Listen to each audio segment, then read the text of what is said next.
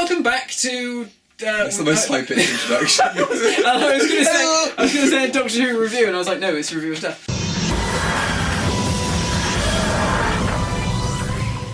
Hello! Welcome back to the review of Death with me and Billy. How are you doing, Billy? This is our first one of the year, isn't it? First one of the year. I was looking back at the videos we uploaded to your channel, and I think we only uploaded about 3 videos on the main channel last year. Wow. What are we talking about today? We're talking about Resolution, the only episode of Doctor Who we're going to be seeing this year. Yeah. I think we were probably... I think we anticipated reviewing this probably sooner. Probably sooner, but you know, but life. Yeah, things were busy. You've been busy going up and down the country, talking to people, quizzing them. Trying not to get slashed. Yeah. That doesn't happen on the show. Yeah, so Resolution. I'm thinking back to when we did our Series 11 review and we were all excited about and did we know it was the Daleks by that? We did, didn't we? We knew it was the... Did we know? Well, I mean, it wasn't official. Or had it? Had that trailer come out? I don't know if that trailer... Yeah, where they put the Exterminator over the top of it. Should we talk about that first? Yeah, okay. The fact they didn't promote the fact the Daleks were in it, and that was probably one of the biggest pluses of that year of stories. Do you think it was a plus? To have the Daleks back? No, to not tell anybody. Definitely not, no. Yeah, it wasn't. It wasn't a plus. It was like one of the biggest pluses of that series was to have them back. Yeah, and they didn't. Yeah, they ignored it. Ignored it, which is then still not on the DVD cover. That is bonkers. That is so mad. Yeah. Like, what are they? Why? Who is this? Anyone is. You're not just selling those DVDs to Doctor Who fans. Yeah. You're selling them to Public. a mum who's looking for something to keep her kid quiet for 20 minutes or an hour in the evening. There's a Dalek on the front of that one. Yeah, Let's buy that one. What makes me laugh is that the people that are on the cover are in the Barely episode in it. for like seconds. Yes, yeah. So that extra is like he's doing so happy. Yeah, a very odd choice. And the way that they eventually kind of said, "There's a Dalek in this one," with that exterminator at the end tacked on, it just felt like so strange, really weird. Never mind. I mean, who are we to judge? We are the purveyors of premium Doctor Who reviews on YouTube. Right, so Resolution itself. Yeah, so I rewatched this for my sins. I have not seen it since it went out. So I've watched this one 3 times. 3 times? Why? And has your estimation decreased through viewership? Okay. Yeah. Like when it first aired, I finished it. I was like, I quite enjoyed that. Yeah. That was quite good. And then I watched it the next day, and I was like, And then I watched it yesterday or whenever, and I was like, oof, it's not. It's bits of it are good. What I like about this story is I like the way that they've presented the Dalek. They've done something fresh and new with it. Almost to like introduce it to the audience who may have dipped off from Doctor Who, or this is their first introduction to Doctor Who. Yeah. I loved the whole body horror element. That was the best part of it for me, I think. Just like introducing that concept. That was really very, cool. very cool. So I loved all that. What I found slowed the story down was the whole Ryan and his dad element. Because I remember really liking that aspect of it. Okay. Because it was just a nice kind of counterpoint to the crazy kind of action-packed nature of, the special. And I think when you do a Christmas special like that, it is good to have, not a Christmas special, but a special episode. Yeah. It's good to have elements in it that separate it from the main series. Like, this is an event episode. Yeah. We put a bit more money into it. There's going to be a crazy car chase. Yeah. Our prediction that Yaz was going to be driving that car because she's a trained police officer didn't happen. There was a bit, going back to Yaz, sorry to interrupt you, but there was a bit where at the start, so they turn up, the archaeologists, the archaeologists have done all this stuff, and she's like, right, I've got your details and stuff. At no point does any of these people go, who the hell are you two? Well, 3 or 4, however many. Did she not carry a badge with her? I think that'd be quite useful. At no point did she go, I'm from the Sheffield Police Department. Yeah. And she does the same bloody thing in that episode with Donald Trump. She just starts acting like a police officer. Yeah, she's like, come down, please, sir. Why the hell does she not go, back off, mate, I'm a copper? Even that would just be a little added thing. Yeah, just to remind people that, she does have... She is a police officer. She does have an interesting part of her character, which is not being used in the slightest. I liked the element of the body horror because it brings a new element to the Daleks. Yeah. And whenever you introduce a new element to the Daleks, there is a kind of fear. Like when it first started, I thought, man, we're not going to see this Dalek in full glory for a very long time. And we never did. We never really did. No. But I liked the fact that this is something they could play with again. Yeah. And I like the sequence where she's in the mirror and it's kind of having a hallucinogenic effect on her. Yeah. Like it's kind of there's toxins running through her, and that's what's pacifying her so it can take full control of the body. I really like that. I'm sure there's some fetish websites out there that are very happy with that as a concept. I also like the fact that they made it that it was a particular type of Dalek. So it was special. Not every Dalek. But I want to know what it looks like in its natural kind of what's its casing. If it's like. I mean, in the pictures, because they had there was the ancient order that somehow destroyed this Dalek. Which is, I mean, if it's like imagine taking down a special weapons Dalek with spears and bows. This is the ridiculous thing. Like the military came in, unless they plunged it into sub-zero temperatures. Well, in the pictures in the book, they chucked a net over it, and then apparently they just burnt its casing off. Well, the Exelons had the right idea. They must have shared. They must have shared the stories. If you want to incapacitate a Dalek, maybe that's it. Maybe you just need primitive weapons. Maybe we're just doing it wrong. We just go need bows and arrow. Around it and go. This is too weird, and then self-destruct. So I like the fact they introduced that as a new concept. Obviously you want to see like beauty shots of a Dalek rolling through fire and blasting people, and there was that. It came a bit too late for me. Yeah. And when the Dalek was eventually revealed, thank God Sega Nakanola is on board with that soundtrack. Because that's probably the only track I've listened to over from the Series 11 soundtrack. Is that da-da-da with the drum beat in it. It sounds really, really cool. It is good. And it is kind of like a very threatening, ominous, or... he is a badass kind of thing. I feel like that is that Dalek's theme. It suited it really well. And when it came rolling out of the smoke when the Doctor first encounters it, that was a proper, this is quite cool. And it seems like it wasn't weakened by being made out of scrap metal. It actually had quite a cool vibe to it, and I think it's a great idea for a one-off. I think it's a nice, cool little, one-shot idea that they're going to do a Dalek that's made itself out of, oil tanks and stuff like that. I think that's a really neat idea, and I like the way that the story kind of said, this isn't the norm. Yeah. This is a special Dalek. Yeah, and I like the fact the production team subsequently, in every possible format, were like, this is not the new design. But I thought I that to me, anything involving the Dalek was the highlight of the story for me. Definitely. Except the last sequence in GCHQ. I thought that was a big step down for it. I think it came across as really weak. Yeah. I think that mainly comes across from the fact it's so static as a prop, because there wasn't an operator inside. It was remote control. And you can tell how slow it is. Like, there's so little footage of it actually moving, which is probably entirely down to the fact that it was just too heavy to move at any great speed. I think that's the thing, like, it's a testament to people like Barnaby Edwards and all the other Dalek operators over the years, the amount of character that they add into that prop, just with like little twitches and stuff, which you just didn't get here. Because you can tell, like, I mean, even when you watch the Dalek, you can tell that there's some part of it that is not being controlled from within. Because you haven't got those little kind of like eye twitches where it's kind of like shivering on the spot or whatever. Because from the head for that first Dalek was remote control. Yeah. I think they did away with that. After that first one, I think, because they had to build more props. Yeah.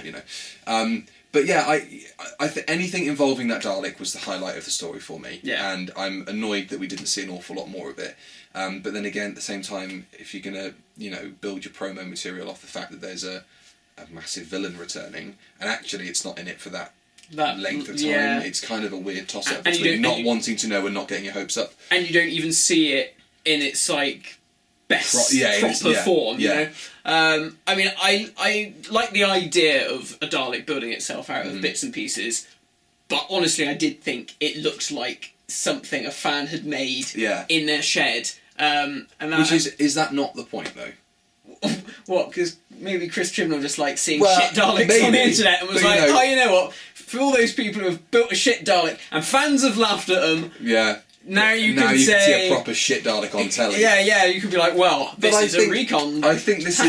I think this, I like the idea of the recon Dalek and the fact that it will do literally anything to survive. Yeah. I think that is cool. I would have liked to have seen more desperation from it. Yeah. And I think that could have come across in the scene with Jodie and the Daleks. Should we talk about that, the kind of first encounter? Yeah. What did you think of it? I thought it was a bit underwhelming. Yeah. I didn't get the sense from Jodie that there was this past history. She made there's a couple of remarks in the script where she's like, we've got history, and every time I think I'm rid of them, but I'm not, or whatever. Which is the same speech we get all the time. Yeah. Except delivered slightly worse. Yeah, it just didn't feel like there was no impact. I didn't feel like this was a person who had been to war with this species. Yeah. It just didn't feel... I don't know. I just didn't get it. It was a very paint by numbers kind of like reveal. It was like you go quiet, you say it's a Dalek, explain to everybody what a Dalek is, and then this is how we stop it. Yeah. There wasn't a kind of moment where you think, I mean, did you have a conversation with them saying, no, I deal with this, you can stick behind, because this is really serious? No, nothing like that. Because that would have probably added a bit more to it. Yeah. Yeah, there was nothing like that. Yeah, there was nothing like, you go home, I have to sort this out myself, and then being like, oh no, we're a fam. Having said that, I did really like the scene with the hologram in the TARDIS. Jodie and the hologram. I thought that was really... Although, and I don't know if anybody else thought this, the girl who played the, Dalek captive all the way through it, when I saw her, I thought, is that not... What's her face from Class? She looks an awful lot like... Oh, she does look like the girl from Class. Class. I thought, is this their way of tying the links together? We walked past her on the street. Me and you, when we were in London. Did we? Yeah, but you missed her. We were walking to Paddington Station, and she walked past us, and she had like a dog, like a French bulldog or something. Yeah. And I went, that was the girl from Class with her mates. Not with the mates from Class. What made me laugh, when I watched it the other day, was, so this is a Dalek that's built out of scraps, right? And yet its plunger attachment is more sophisticated than... But then they did say, like, there's some components from the Dalek. That is true. I just thought this is, like, the key opportunity for you to go, that's a toilet plunger, because it's a toilet plunger. I legitimately thought they'd do that joke. Yeah. What did we think of the return of a decent extermination effect? Oh, that was great. That, when the farmer got shot, that was like, yeah, it's nice to hear that noise back. Yeah. It was good. It was good seeing people get killed. Was it the remembrance noise? Yeah. Mm-hmm. Yeah, somebody knows what they're doing. Yeah. It's weird to think that there's some sound engineer out there who probably went through the archive and went Dalek gun sound or whatever, and they went through them and thought, that one sounds good. Or there's a Doctor Who fan there going, bring that sound back. Chris Chibnall's there going, let's bring the remembrance sound back. I found the stuff with Ryan and his dad, it took the if the episode was longer and the Dalek had appeared earlier, I wouldn't have minded that at all. If it was more of a movie length. Yeah, I didn't really notice it the first time, but when I rewatched it the other day, not the scene with Graham and his dad, because I thought that was really nice. Yeah. There was a nice moment of, him admitting... When they're in the cafe? No, this was him when he sort of... Oh, sorry, Graham, yeah. And he's sort of saying, I'm not very good at life and, I've messed up. Mm-hmm. I liked that. But the bit with him and Ryan in the cafe, God, that went on for ages, and I was just like, I just want to see this Dalek doing stuff. Yeah, I know. Or see the Doctor doing stuff. I mean, she spends the most of the episode in the TARDIS. The really frustrating stuff about, and this goes for the whole of Series 11, I think, the really frustrating part of it is that I'm enjoying these scenes, but I'm wishing that they weren't so long. You know, it's a weird kind of hypocrisy in as much as I'm enjoying the writing and I'm enjoying the character stuff, but I'd rather we were doing something else. Yeah. And it is frustrating to have to watch the same conversations over and over and over again. And I get that they're developing stuff and the stuff is moving forward and people's relationships have changed, especially between Ryan and Graham. Yeah. But how many times I think it will become like a kind of a joke foil of this era of Doctor Who, that we have a really exciting action scene and then we have a cup of tea somewhere and have a really deep introspective chat, and or that everything grinds to a halt and then they just go, so how are you, how are your feelings today, Ryan? And that is literally how it feels. It was like, especially in the Sananga conundrum, there's a really jarring bit where they're walking around the ship, and Yaz just turns to Ryan and says, that was so weird. how are you doing? And it's like, why is this here? There's a killer alien on board this ship. But, like, maybe we could have this conversation some other time, if that's okay with you. It's really weird. I remember watching that at the time and thinking, this is balmy. Why have they plonked this here? And I think that was just all I felt with those scenes in this story. It was just that it was like story, and then bonk. Yeah. Right, and it was literally that. It really has a tendency to do that in stories. And it just feels, it's really very jarring. The other thing to talk about is how the Dalek is defeated at the end. So they blow it up with a microwave oven. I don't really get what. Oh God! And that awful scene where the internet goes down and you see that family. I saw. Oh God! Yeah, I saw the joy of the world drain from your face as you remembered that. I didn't mind it. Everybody had a problem with it, but I wasn't fussed by it. Oh, it just feels so bad. It was cringy. It is cringe. But, like, you know... Someone on Twitter caption just took a screen grab and said, imagine you've got a part in Doctor Who. I know, yeah. This was it. Oh, bless them. It's a bit of light relief on a New Year's Day, but you write something funnier than that. That was like the lowest of the low you could have gone to make a joke out of something like that. Yeah, I mean, I just think, them going, oh no, when Ryan and Graham are like, the internet's gone down on New Year's Day, that's like, oh, hilarious. People do stuff on New Year's Day. Yeah. I mean, unless they're recovering from a hangover, they're going out. They're watching Doctor Who. They're watching Doctor Who, wishing they weren't, but, Yeah, that was terrible. What about before we get on to the end of the story, because we've whittled through this... There's not really much of a story here. No. There's not a story here, other than... I've got another thing to say as well, but it's not that interesting at the end. But okay, what about the unit gag? I thought that sequence was really funny. I liked that bit, yeah. I mean, the problem is, with all the conversations we've had online, and that many other people have had online, about the political kind of, verbiage that is spewed through Doctor Who at the moment, which is not something I particularly have an issue with. I can see, why people didn't like the Trump stuff. Yeah. But there needed to be a line about Brexit in that scene. Do you know what I mean? It was just clearly like, well, I mean, we don't know what's happening. Like, so, there's no money going into a unit because Brexit is happening, and there we go. Yeah. I think that was what they were trying to get at. That was it, wasn't it? By not going, Brexit's fucking everything up. Yeah, Brexit ruined unit. Yeah. But the outcry from some fans who are like, Chris Chibnall has destroyed unit! Fucking hell! They were barely in it before they introduced, Kate, or they came back in the Sontaran stratagem. Yeah. And it's not like... So what? They're not being in the show. They're not...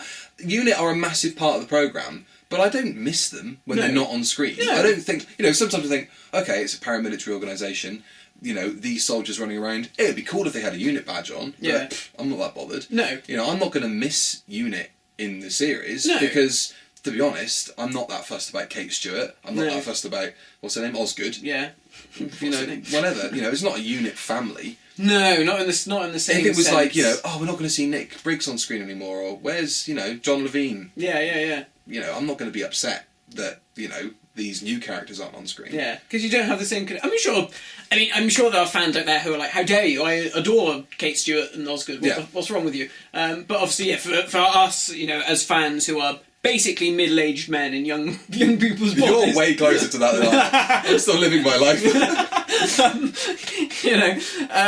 we like John Levine and Richard Franklin. But it's not the same thing. It's near the same thing. No. But there's no indication that that's it. Unit's never coming back. Yeah, I mean it's never like that. There's never a given for anything like that in Doctor Who. It's just like, we'll wait until they come back, which they will. Yeah. It's Unit. Yeah. Should we talk about the ending then? Yeah, the end. So they blow up a Dalek with a microwave. It slithers out, attaches itself to Ryan's dad, and is like, "Take me back to the fleet." And they're like, okay. And then the Doctor's just like, "I'm gonna open up the doors outside of a sun with a little tunnel, like a special gravity tunnel, to suck the Dalek creature off the back." I don't have a problem with it up to this point. Point. And then it all goes wrong, and then Ryan's dad gets obliterated. I would have liked to have seen him suck through an imaginary gravity hole. This is his body collapsing and folding over. That would have been hilarious. I don't know what I thought about that. She really put him... I mean, she put a lot Ryan's of them dad in. getting sucked through a hole. Sorry. Oh, dear. Carry on. By a squid. Sorry, like I said, carry on. Like, just ignore I said that. If this was going on Pornhub, this would have all the SEO tags. I'm sure people will be re-uploading this. If you have, send us a link, because that would be very funny. Interracial squid. Interspecies gravity hole. Oh my god. Wow. Yes. When does this happen to us? I don't know. It's usually you. Yeah, that was you. You instigated that one. Sorry, everybody. So sucked off through a gravity hole. And did you at any point think that Ryan's dad was going to let go? Or that Ryan would... Actually, I've made my mind up. You're a bit of a twonk. Bang. The cardboard box of the microwave flows into his face. Knocks him away. Oh, well, that was kind of out of my hands. Sorry, everybody. Yeah, I would have... If we'd known him through Series 11... And he died. I would have liked it to have happened there. Yeah. But the fact we've just met him, yeah, there's clearly more to go. Yeah. And I feel like if he was ever going to die and there'd be some emotional weight to it, that moment has now passed. Yeah. You can't pull that twice. No. So, yeah, I mean, I think I watched it with my folks, and I seem to remember them saying, they were quite invested in that bit, saying, don't let go, or he's going to die. Yeah. And then he didn't. And I think they kind of went, oh. It's like they were disappointed, but they didn't want him to. Yeah. And I felt a very similar way about it. I think it would have injected a nice kind of drama and intrigue going into Series 12. Yeah, because I mean, Ryan and the Doctor's relationship, all of their relationship with the Doctor would have just been completely different. Yeah, but I think it's going to take... Let my dad get killed. It's going to take something, like maybe if we have something happen mid-series and they, develop and somebody, I think there's going to be a shake-up next year. Yeah. With somebody leaving the part at some point. And I think, if it's likely to be anybody, it will probably be Graham. Yeah. Which is, sad. Sad, because it obviously depends how they carry it off. Yeah.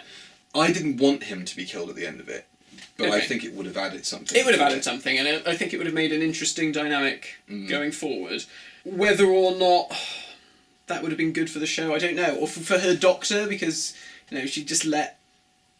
Hello, Ryan. I know. Nice to see your dad. Oh, he's dead. Yeah. Then get sucked off into space. What was his name again? Yeah, I know what you mean. So yeah, I'm not sure about that. I liked the idea, because I know we were talking about, wouldn't it have been nice if at the end of the Battle of... Ranskor of Kolos, yeah. Wow, you know the name? Sorry. Jeez, so I was just going to go... It's embedded in my memory because it was so disappointing. That one. We said, wouldn't it be nice if they turned up in the Daleks, turned up at the end or something to lead into the news. But I thought, wouldn't it have been good if Jodie's Doctor was like, all right, well, I'm going to take you to the fleet, and they get taken to... They land on the fleet, the doors open, and there's all the Daleks, and then that's how the episode ends, we're prisoners of the Daleks. And then you could have had, at the end of the episode, a little teaser promo of, the Doctor, Graham, and all of them, shackled up, imprisoned by the Daleks, and that would have been it. 2020. Yeah. You could have even done it in real time. They've spent a year as prisoners of the Daleks, and when we see them in the next episode, their clothes are all tatty. Yeah. They've ended up on some Dalek prison world. The Doctor's being tortured somewhere. That would have been quite a cool way of going so this was the series where they all got introduced and it was actually quite a nice happy family, but then shit went down. Yeah. And it's and they've all changed. Their relationships have all changed. They're all fractured, and you could spend the entirety of Series 12 with them trying to piece together some semblance of trust in the Doctor again and all that kind of stuff. And this whole year... It's bloody morbid though. Yeah, it would have been. Tortured for a year by Daleks. They've finally got hold of her and they're we're going to enjoy ourselves. Yeah. But I think for this whole year, people would have been left oh my god, what is going to happen? Yeah. I can't wait a year to find out what's going to happen to them all. They've been captured by the Daleks. And you could have started with this a dry... It's all wishful thinking, Matt. It is. They never think of these things. Yeah. Anyway, should we give it a rating? Yeah.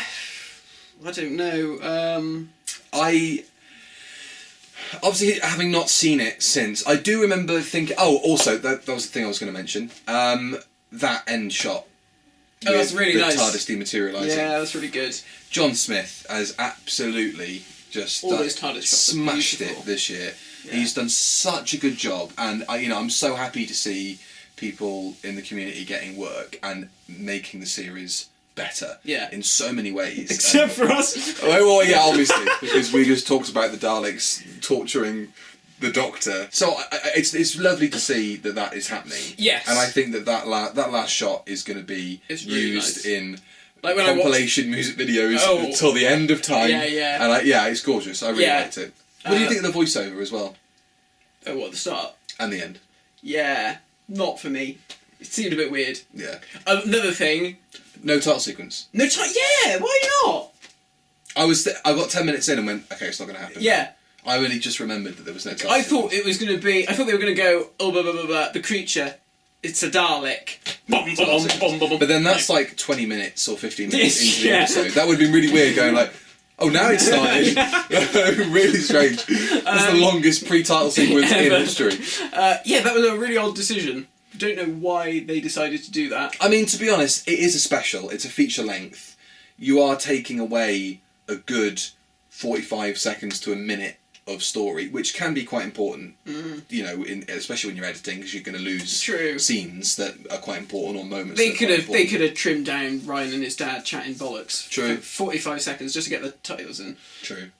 Because the titles are the best bit. Yeah. Yeah. I know. And then it's like, okay, so we are going to get that completely mitigates the whole like resolution of the Daleks. Yeah. Like, oh, brilliant. Okay, cool. Yeah. Weird choice. I don't know what the thinking was behind that. I might give it a 5. A 5? Yeah. I have a feeling I might have said exactly the same thing. Let me remind myself of my opinion about 3 months ago.